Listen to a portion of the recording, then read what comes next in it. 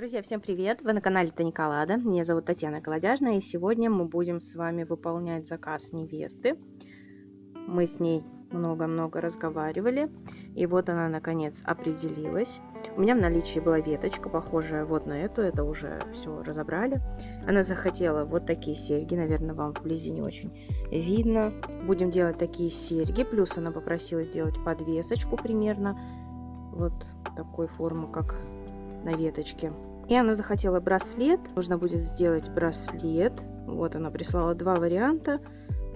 Я думаю, мы сделаем ей вот такой примерно в стиле веточки, потому что очень похоже. Единственное, что сейчас мы с ней выясняем, какое будет у нас крепление, потому что если вот вам видно, здесь ленточки.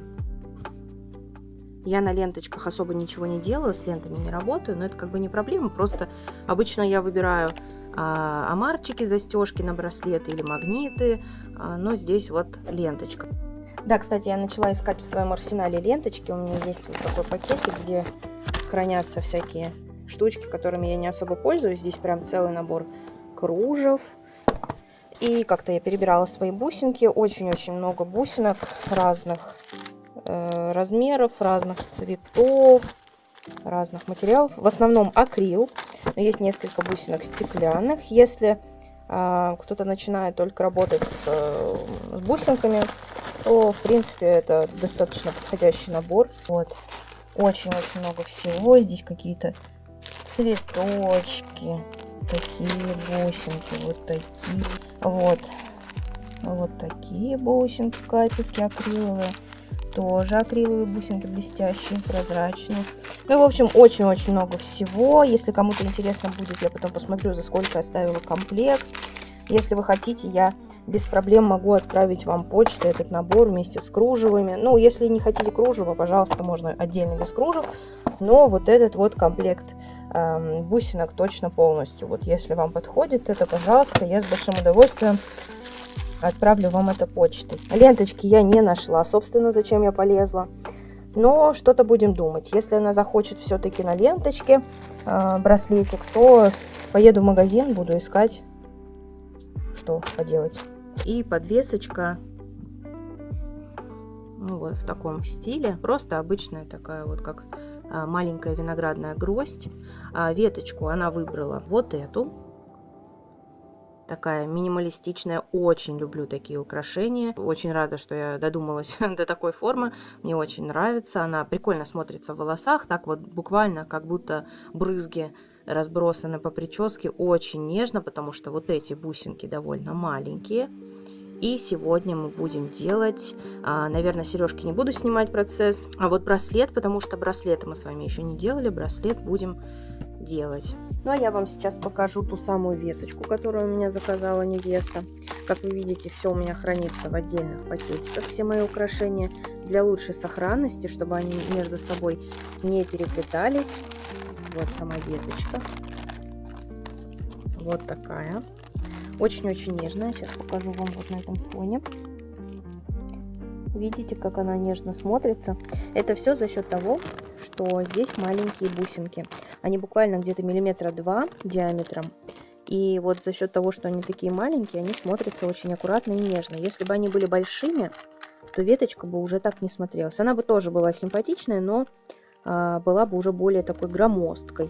И очень важный момент именно в таких украшениях — это очень ровное основание, очень аккуратное скручивание проволоки, потому что вот здесь вблизи, сейчас я вам так не покажу, но все равно видно, что оно ровное. Оно должно быть очень-очень аккуратным, потому что, видите, прям основание, ну, супер видно. И на нем очень большой акцент. Поэтому представьте, что будет с подобным украшением, если в основании у него будет какая-нибудь перекрученная проволока. Но это будет очень некрасиво смотреться. Поэтому, если вы захотите повторить подобное украшение сделать, учтите, что ваше основание должно быть очень ровным. Придется очень-очень стараться. Кажется, что она очень легкая. Очень простая веточка. И что в ней такого сложного, казалось бы. Но на самом деле даже в такой простой веточке есть очень много важных моментов.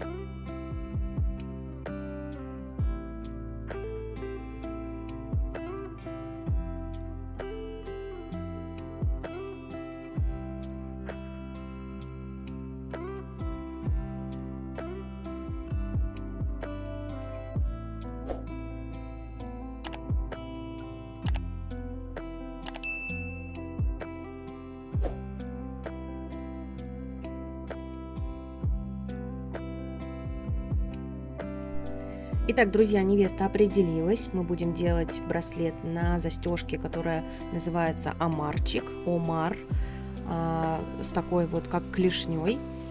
Вы видите сейчас ее на экране. Также я буду использовать вот такие вот каплевидные бусинки. Они примерно 5 на 6, по-моему, миллиметра. Браслет будем плести в 2 проволочки, потому что он должен быть крепким, надежным, потому что он будет на руке и все-таки как-то он будет в движении. Например, конкретно в данном случае для веточки для волос достаточно одной проволоки в основании, потому что сама веточка очень легкая, бусинки легкие, в прическу закрепил и все хорошо сидит. А браслет все-таки на руке и он будет подвижным, поэтому нам необходимо, чтобы он был крепким. Принципиально важный момент сделать 2 ушка на браслете, потому что с обеих сторон нам нужно будет его закрепить. На одной стороне будет омарчик, с другой стороны будет петелька, в которую мы, собственно, будем его и вставлять, закреплять. Вот, я делаю ушко, перекручиваю 2 проволочки на некоторое расстояние, кручу, и потом этот отросточек, так называемый, мы будем прикрывать бусинками и уже тем самым начинать плетение браслета.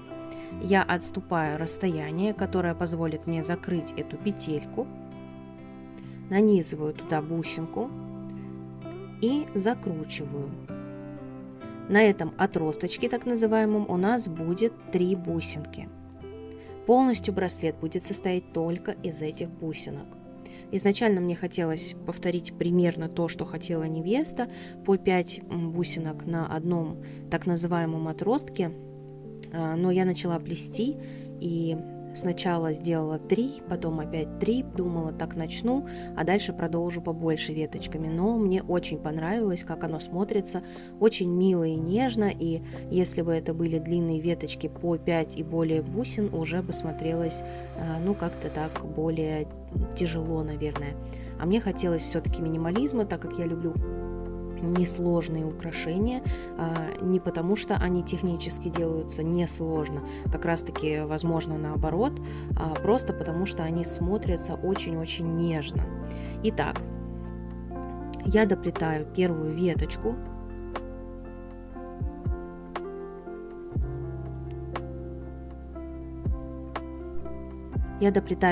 отросточек, и теперь мы отступаем снова расстояние до следующей так называемой веточки отростка. Мы прокручиваем проволоку. Помним, что проволоку нам нужно крутить очень-очень ровно, очень аккуратно, учитывая то, что мы плетем в 2 проволочки. Это дополнительная сложность, потому что проволочки между собой могут ложиться неровно, и когда вы будете их закручивать, они также будут ложиться неровно и может быть не очень красиво. Поэтому постоянно нужно следить за хвостиками, чтобы проволока лежала ровно и аккуратно. Я делаю второй отросточек, и верхняя его бусинка будет располагаться примерно на одном уровне, где заканчивалась первая веточка отросточек. Таким образом, украшение у нас как бы остается без пробелов. И каждая последующая веточка отросточек будет располагаться точно так же. Первая бусинка нового отросточка на уровне последних бусинок предыдущего отросточка. По 3 бусинка на каждом отростке. И крепление самих отросточков поочередно на каждой стороне браслета. То есть слева, справа, и вот так идем. Так как процесс изготовления вот этих веточек отростков примерно одинаковый, ничего особенного сложного в этом нет, я вам покажу только несколько первых веточек, а дальше эта процедура повторяется просто до нужного нам размера. В моем случае невеста измерила кисть, и ее кисть диаметром примерно 16 сантиметров. Для того, чтобы браслетик не соскочил или вообще в принципе налез, нам необходимо спрашивать диаметр руки, чтобы невеста или там выпускница, кто заказывает у вас браслетик, обязательно нужно измерять кисть для того, чтобы точно подобрать размер. Итак, конкретно в моем случае у невесты кисть диаметром 16 сантиметров. Соответственно, для того, чтобы браслетик ей налез и не болтался, не соскочил, мне нужно будет сделать где-то 17 сантиметров. Но сама веточка браслета будет как раз-таки 16 сантиметров, и где-то сантиметр мы закладываем на вот это вот крепление омарчика, потому что оно как раз где-то 1 сантиметр.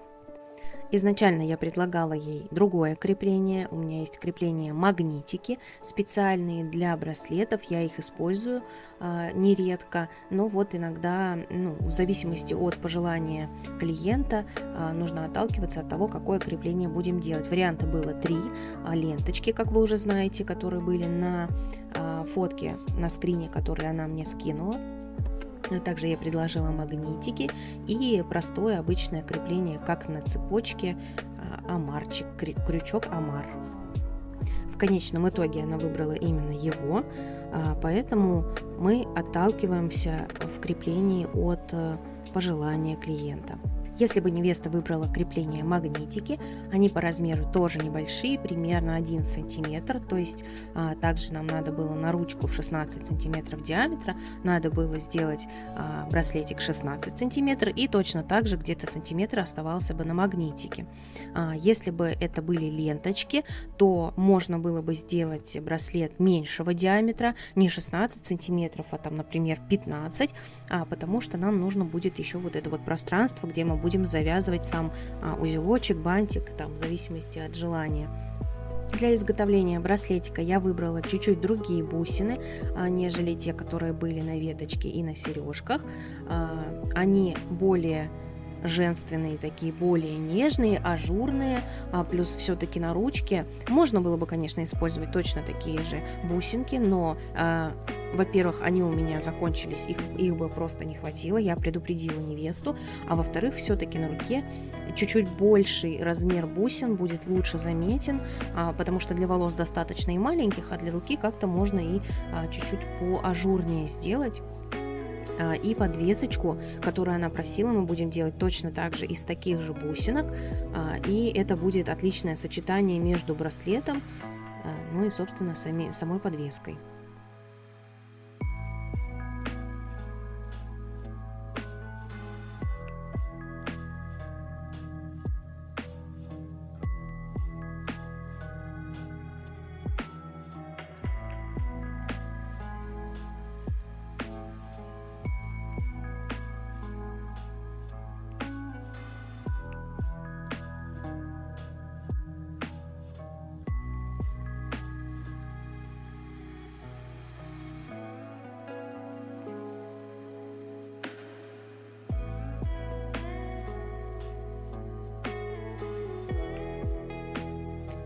Итак, заканчивая наш браслет, нам необходимо сделать еще одну петельку, но прежде чем ее закрутить, как бы завершить наше украшение, мы должны в эту петельку сначала вставить омарчик, крючок. Только после этого петельку нашу мы закручиваем, затягиваем, отрезаем лишние кончики проволоки и обязательно все поджимаем. Желательно обрезать кончики, как я уже много раз говорила в разных видео, обрезаем кончики не со стороны, где у нас будет изнанка, то есть где будет соприкасаться с рукой, а с верхней стороны или хотя бы сбоку, потому что если вдруг в какой-то момент все-таки там проволочка вылезет, она будет царапать кожу, это нехорошо. Поэтому все это мы убираем. Затем мы просто цепляем наш крючочек за колечко, которое мы вставили с другой стороны в ушко, которое мы делали первым. И вот, по сути, у нас завершенный браслетик. Да, так же, как вы уже поняли из видео, о чем я не сказала, но это у меня по умолчанию во всех украшениях. Если мы плетем в 2 проволочки какое-то украшение, будь то веточка или браслет, основание у нас состоит полностью из, получается, 4 проволочек, а каждый отросточек мы делаем на одной проволочке для того, чтобы наше украшение смотрелось легко и изящно. Я об этом уже даже не говорю, потому что так делаю постоянно. Точно так же и о том, что я использую проволоку 0,3 мм, это всегда также по умолчанию. Вот точно из таких же бусинок я сделала подвесочку. Очень, мне кажется, она нежная, небольшая, и этого будет вполне достаточно. Изначально невеста хотела, чтобы эта подвесочка была на цепочке. Она попросила меня сделать петельку для того, чтобы мы могли вставить потом эту подвесочку. Но в конечном итоге все-таки передумала, сказала, что цепочка будет смотреться тяжело, и давайте сделаем украшение наше, подвеску на леске. Итак, друзья, я надеюсь, что этот мастер-класс был вам интересен, полезен, что вы вместе со мной попробовали сделать эти украшения, хотя бы какие-то. Мне было бы очень интересно почитать ваши комментарии, поэтому, пожалуйста, пишите комментарии, ставьте лайк этому видео, если вам понравилось. Впереди еще много интересных видео, поэтому, если вы не подписаны, подписывайтесь, оставайтесь со мной и до новых видео. Увидимся!